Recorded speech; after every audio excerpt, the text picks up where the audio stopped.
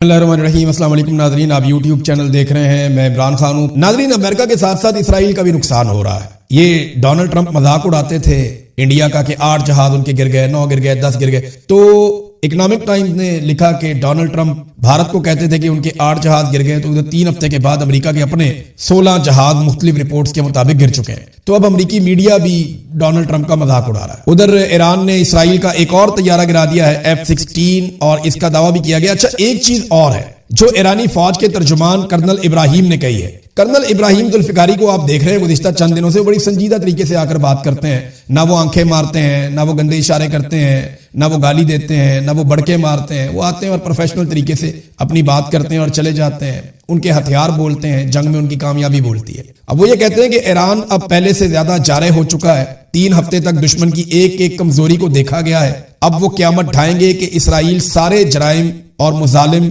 भूल जाएगा। और कल का दिन जो है वो इस बात का सबूत भी है। कल बहुत मारा ईरान ने इसराइल को। इसराइल ने पूरी कोशिश की इंटरसेप्ट करने की उन मिसाइलों को, लेकिन वो जाकर गिरे हैं और उसकी वजह से पूरा इसराइल लड़स गया है। वो लोग जिनका जंग के लिए कोई कसूर नहीं है वो भी इसको भुगतेंगे। ईरान ने जोहरी तनसीबात के ऊपर जो है वो उनके करीब अटैक किया है, और ये जो एक शहर है ईरान का दिमोना, यहां पे ईरान ने हमला किया। और पहले इससे ईरान के शहर नतंज पे जोहरी तनसीबात पर इसराइल और अमेरिका ने हमले किए थे। देखिए, कुछ ममालिक ने ईरान से राब्ता किया है। मुबैना तौर पे जापान भी उनमें से एक बताया जा रहा है। उन ममालिक ने ईरान को यकीन दिलाया कि आप आबनाए हुर्मत से हमारा तेल गुजरने दें, हमारे ऑयल टैंकर आप जाने दें, हम आपकी शर्त के मुताबिक चाइनीज करेंसी के अंदर पेमेंट कर देते हैं। अब ये ट्रिलियंस ऑफ डॉलर्स का अमेरिका का सालाना नुकसान हो जाएगा अगर ये ट्रेंड चल पड़ा दुनिया में। तो ये है अमेरिका की परेशानी। एक कहावत है ना उर्दू में, खाया पिया कुछ नहीं, गिलास तोड़ा बारह ने। तो अमेरिका को लेने के देने पड़ जाएंगे, ये भी कहावत है। वो कैसे?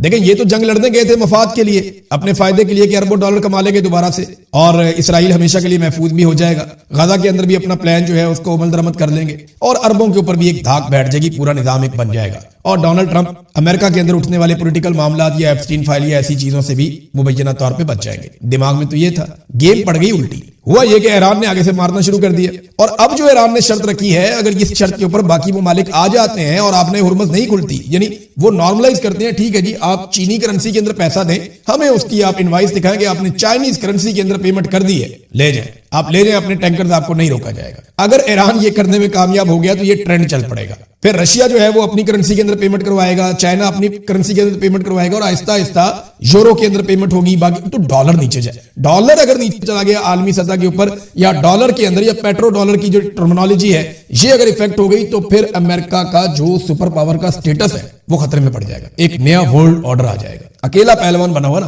तो डॉलर चला रहा है पूरी दुनिया को। तो यहां पे ये खतरा है जिस वजह से डोनाल्ड ट्रंप की फ्रस्ट्रेशन बढ़ती जा रही है। वो कह रहे हैं जी 48 घंटे का अल्टीमेटम दे रहा हूं, खोलो, नहीं तो तबाही फेर देंगे। ईरान ने कहा तबाही फेरो, हम भी तबाही फेर देंगे। ये है जनाब अब तक की सूरत हाल, और ये तबाही ऐसा लगता है कि फिर जाएगी। अब ये मामला हल होता हुआ दिखाई नहीं दे रहा। वजह यह है कि सऊदी अरब ने 24 घंटों के अंदर अंदर अल्टीमेटम दिया है ईरानी सफारतकारों को कि हमारा मुल्क छोड़कर चले जाओ। अब यहां से आप अंदाजा लगा सकते हैं कि सूरत हाल कितनी कशीदा है। सऊदी अरब ने ईरानी सफीरों को कहा कि नापसंदीदा शख्सियत निकले हमारे मुल्क में से बाहर, और साथ ही साथ एक इत्तेहाद हुआ है इसराइली मीडिया में, बहरीन के मीडिया में और यूएई के मीडिया में। उनका चैनल 12 है और यहां पे भी चैनल है, इन्होंने मिलकर एक आपस में इत्तेहाद भी किया है, यानी मीडिया का भी एक नॉर्मलाइजेशन हुई है, एक दूसरे को तस्लीम करके इकट्ठे काम करना शुरू किया है। ये भी हो गया। दूसरी तरफ अरब अमारात जो है वो भी ये इंडिया दे रहा है, और सऊदी अरब से भी ये खबरें आ रही हैं कि अब बाकायदा ऐलानिया तौर पे यहाँ पे अमेरिकन को ऑपरेशंस की इजाजत दी जाएगी कि यहां से ऑपरेट कर सके, क्योंकि ईरान हमारे ऊपर अटैक करता है, उनका ये कहना है। तुर्की जो है उसके भी स्टेटमेंट्स थोड़े थोड़े से अब बदले हुए दिखाई दे रहे हैं। तो ऐसा लगता है कि अरब ममालिक से अब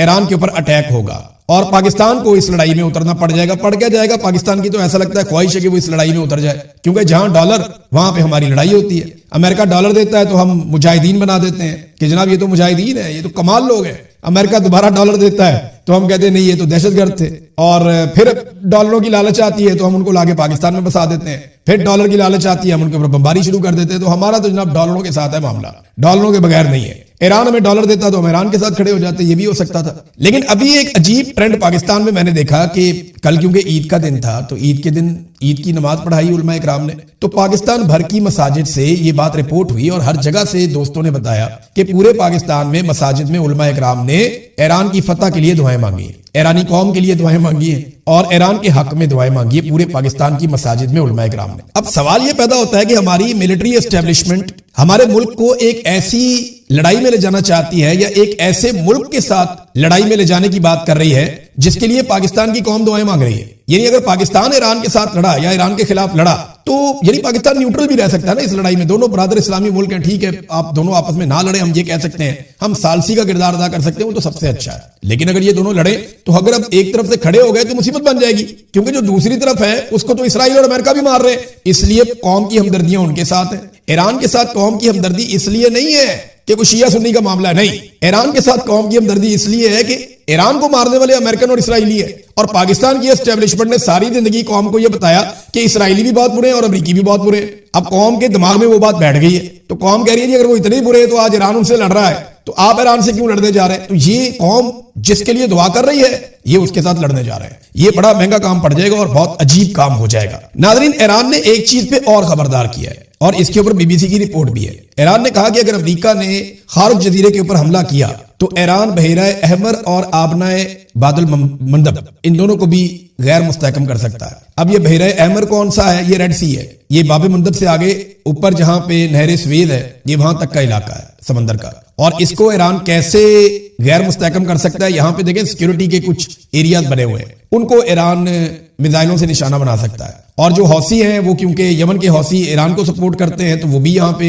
एक बदअमनी पैदा कर सकते हैं। तो तेल की तिजारत मजीद मुतासिर हो जाएगी कि जो अल्टरनेटिव थोड़ा बहुत तेल निकलता है या कोई उनका है बंदोबस्त वो भी खत्म हो जाएगा। तो ईरान ने कहा कि अगर अब ये किया गया तो फिर इसके नतीजे में हमारा रद्द अमल ये होगा। एक और चीज जो ईरान के स्पीकर ने की, कालीबाफ, उन्होंने जो स्टेटमेंट दिया, उन्होंने कहा जी इसराइल की फिजा अब दिफा के बगैर है। यानी ये दफाई निजाम था उनका, फिजाई दफाई निजाम, वो अब बहुत कमजोर है, खत्म हो गया। तो जो पहले से तयशुदा अहदाफ हैं उनको निशाना बनाने का वक्त अब आ चुका है, ये जनाब उन्होंने कहा कालीबाफ ने। तो ईरान के लिए अब वो टारगेट इजी हैं जो कल तक बहुत मुश्किल थे। एक और खबर है नाज़रीन और ये बड़ी अहम खबर है। ये दावा किया गया कि 4000 मील दूर ईरानी मिसाइलों ने जाकर एक अटैक किया है और ये जो अटैक किया है ये अटैक डिएगो गार्सिया के इलाके में किया है। वहां पे एक जजीरा है जो बरतानिया का है। अच्छा, इसके बाद ना फौरी तौर पे ये खबर इसराइली मीडिया ने उठाई और कुछ अमरीकी मीडिया ने खबर उठाई और अरब मीडिया ने भी ये खबर उठाई कि जनाब ईरान की बहुत ज्यादा हद बढ़ गई है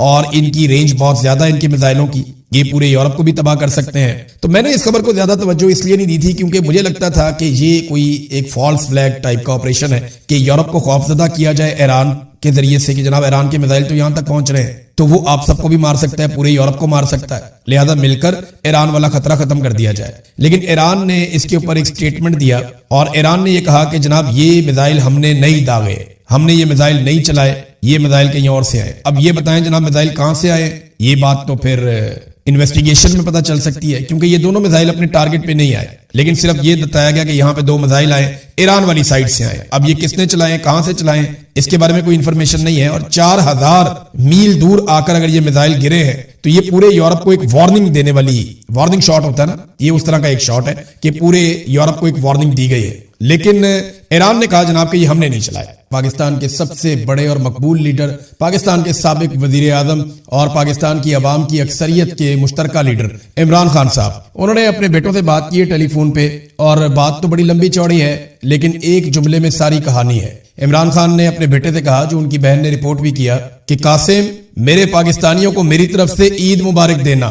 ये इमरान खान साहब ने जेल से आप सारे पाकिस्तानियों को ईद मुबारक का पैगाम भेजा है। तो अब मैं इससे ज्यादा क्या कहूं, वो जेल में भी आपके बारे में सोचता है, जेल काट भी आपकी वजह से रहा है। उसने कहा था कि मैं आपका नाक नहीं कटवाऊंगा, उसने कहा था कि मैं आपको झुकने नहीं दूंगा, उसने कहा था जो जो वादा उसने आपके साथ किया उसने पूरा किया, वो भागा नहीं डर के, उसने सौदेबाजी नहीं की, उसने आसिम मुनीर के सामने घुटने नहीं टेके, वरना हर जर्नैल के सामने हर सियासतदान ने या तो घुटने टेके हैं या गर्दन कटवाई है। इमरान खान साहब ने फंसा भी लिया और हार भी नहीं मानता, एक आंख भी उसकी इन्होंने जाया कर दी और ये सरकारी जराए बताते हैं और इसके बावजूद वो आदमी पीछे हटने के लिए तैयार नहीं है। ये इमरान खान का पैगाम था, आप तक पहुंच गया।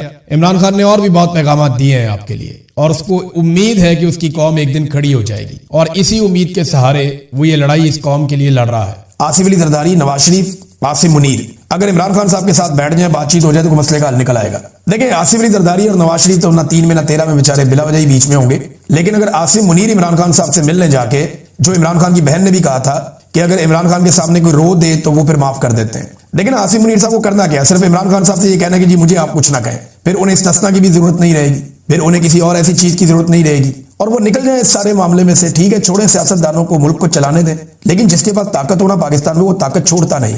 जिसके पास इख्तियार और इक्तदार आ जाए ना वो उसको छोड़ता नहीं है। पाकिस्तान में नीचे से लेके ऊपर तक आवे का आवा ही बिगड़ा हुआ है, कोई आदमी भी अपनी सीट छोड़ना नहीं चाहता। तो मुझे लगता है राणा सनाउल्लाह साहब ने बात तो बड़ी लॉजिक की है कि बैठ जाएं सारे और बैठ के कोई मसले का हल निकालें। जो मिलिट्री एस्टेब्लिशमेंट है ये अपनी बैरकों में वापस जाएं और अपनी आईनी हुदूद के अंदर जाएं और अवाम की मुंतखब क़यादत को मुल्क दिया जाए। पाकिस्तान में अगर ये इलेक्शन ठीक नहीं हुए तो अगले इलेक्शन करवा दिए जाए और अवामी मैंडेट का एहतराम किया जाए, इदारों को उनकी स्पेस वापस दी जाए, पार्लिमान को, अदलिया को, मीडिया को, सबको उनकी स्पेस वापस मिले तो पाकिस्तान वापस ट्रैक पे भी आ सकता है। बात तो सुनने में बहुत अच्छी है लेकिन प्रैक्टिकली ये पॉसिबल नहीं लगता क्योंकि इमरान खान साहब का खौफ इनको ये करने नहीं देगा। अब इस वक्त ये ऐसे स्टेटमेंट क्यों आ रहे हैं जो मेरी दानिश में है, वो मामला 8 फरवरी का है। 8 फरवरी को पाकिस्तान तहरीक इंसाफ ने कहा जी हम करेंगे एक पहिया जाम हड़ताल। देखिए अगर पीटीआई कामयाब हो जाती है, पाकिस्तान का मीडिया तो यही चलाएगा ना, 10 दुकानें खोल के भी ये चलाएगा, बल्कि 1 दिन 2 दिन पहले फुटेज बना के रख लेंगे कि जनाब जब पूरा पाकिस्तान बंद होगा तो हम ये फुटेज चलाएंगे, जनाब ये इलाका खुला, ये इलाका खुला, ये इलाका खुला। मीडिया को ये 2 नंबरियां करनी आती हैं, एस्टेब्लिशमेंट को भी आती हैं। लेकिन अगर अमली तौर पे पाकिस्तान बंद करने में कामयाब हो गई पाकिस्तान तहरीक इंसाफ 8 फरवरी को, तो फिर एक बात याद रखिएगा, खतरे की घंटी बज जाएगी क्योंकि स्ट्रीट मूवमेंट जो है उसके लिए अब कोशिशें आगे बढ़ रही हैं। खैबर पख्तूनख्वा में बहुत सारे दौरे रखे गए हैं, सुहेल अफरीदी के मुख्तलिफ इलाकों में वो जाएंगे, मुख्तलिफ इजला में वहां रैलियां निकाली जाएंगी, एक मोटिवेशन जो है वो अब शुरू की जाएगी और स्टूडेंट्स को बहुत अहम रोल मिलने वाला है आने वाले दिनों में। तो आप देखेंगे कि स्ट्रीट मूवमेंट आगे की तरफ बढ़ेगी। नंबर 2, 9 तारीख को जुमे वाले दिन अब ये खैबर पख्तूनख्वा से वजीर आला उठेंगे और अपने साथियों के साथ सिंध जाएंगे। कराची में बड़ी गहमा गहमी है, इसके ऊपर मूवमेंट शुरू हो गई है और कराची में बड़े अरसे के बाद पाकिस्तान तहरीक इंसाफ का कोई रहनुमा इस तरीके से मुतहर्रिक होने जा रहा है। तो कराची ने पहले भी बड़े बड़े इज्तिमा किए हैं, कराची ने पहले भी बड़ी जबरदस्त पैगाम दिया है हर मौके के ऊपर। तो यहां आप देखते हैं कि कराची किस तरह से रिस्पॉन्ड करता है। तो 8 फरवरी की फिक्र है, स्ट्रीट मूवमेंट की फिक्र है और जब भी इन्हें फिक्र होती है ये इसी किस्म का कोई स्टेटमेंट दे देते हैं। लेकिन नया साल आया नादरीन, सब एक दूसरे को मुबारकबाद दे रहे हैं।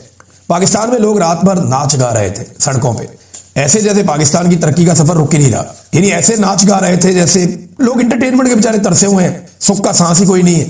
तो जब उन्हें मौका मिलता है वो बाहर निकलते हैं, अपने लाउड एक्सप्रेशन शो करते हैं, नाच रहे थे, गा रहे थे। लेकिन क्या हम वो कर रहे थे जो इस्तांबुल में हो रहा था? यानी जब लाहौर की और मरी की सड़कों पे और बाकी शहरों की सड़कों पे लोग नाच गा रहे थे ना, तो उस वक्त इस्तांबुल में तैयारी हो रही थी गजा के साथ इजहार यकजहती की। 5.25 लाख लोग निकले इस्तांबुल में और उन्होंने दुआ भी की, इजहार यकजहती किया गजा के अपने फलस्तीनी भाइयों के साथ। लेकिन पाकिस्तान में कॉन्सर्ट हो रहे थे, नाच गाने हो रहे थे।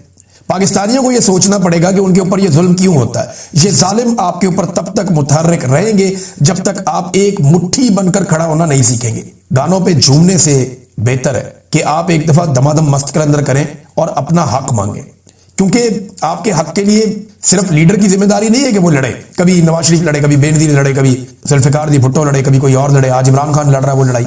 आपको खुद अपनी लड़ाई लड़नी पड़ेगी, आपको खड़े होना पड़ेगा। पाकिस्तानी जब तक खड़े नहीं होंगे तब तक लीडर जितनी मर्जी कुर्बानियां देते रहे, पाकिस्तान आगे नहीं बढ़ेगा। एक दफा पाकिस्तानियों को खड़ा होना पड़ेगा, निकलना पड़ेगा बाहर, जैसे कौमें निकलती हैं। पाकिस्तानियों ने 8 फरवरी को एक बड़ा पुरअमन तरीके से, बड़ा शानदार तरीके से इनकलाब का एक जलवा दिखाया था। ये वही पाकिस्तानी है। इन्हें एक मरतबा फिर पुरअमन तरीके से एस्टेब्लिशमेंट को बताना पड़ेगा कि हमारे पास दूसरा तरीका भी है और हम इससे इस्तेमाल भी कर सकते हैं और बड़े पुरअमन तरीके से हो जाएगा। इनकी तबीयत सेट हो जाएगी अगर एक दफा पूरा पाकिस्तान बाहर आ जाए तो, और पाकिस्तान बाहर अल्टीमेटली आ ही जाएगा, क्योंकि पाकिस्तानियों का मुकाबला को बहुत अक्लमंद लोगों से नहीं है, वो भी बड़े एवरेज किस्म के लोग हैं। शहजाद अकबर साहब के घर पे एक और हमला हुआ है और ये 31 दिसंबर की रात को ये हमला हुआ। शहजाद अकबर साहब को मैंने फोन किया, मेरी उनसे बात हुई, उन्होंने मुझे बताया एक्चुअली वो अपने घर में नहीं है, पुलिस ने उनको रीलोकेट किया हुआ है और उनके घर से उनको हटाया हुआ है। कुछ फोरेंसिक वालों का काम चल रहा था, कुछ इन्वेस्टिगेशंस चल रही थी और इस बीच में उनके घर के ऊपर मुबैना तौर पे एक और अटैक हो गया। जब मेरी शहजाद अकबर साहब से बात हुई तो उन्होंने कहा जी पुलिस इसकी तहकीकात कर रही है और अब तक की जो मालूमात है, घर के ऊपर अटैक किया गया है और ये पैगाम दिया गया है कि जो लोग पीछे आ रहे हैं, जो लोग ये करना चाह रहे हैं, उनकी जानिब से ये एक सख्त पैगाम है कि वो पीछे हटने वाले नहीं है। अब ये बहुत हैरान कुन है, एक हफ्ते में दूसरा अटैक, ये बरतानवी पुलिस के लिए भी बहुत बड़ा चैलेंज है और उनके लिए बड़ी शर्मिंदगी की बात है कि जो हमलावर है वो शायद पुलिस को भी खातिर में नहीं ला रहे। बरतानिया में बैरिस्टर शहजाद अकबर के घर पे नामालूम अफराद का हमला और जलाने की कोशिश, ये रिपोर्ट हुआ है।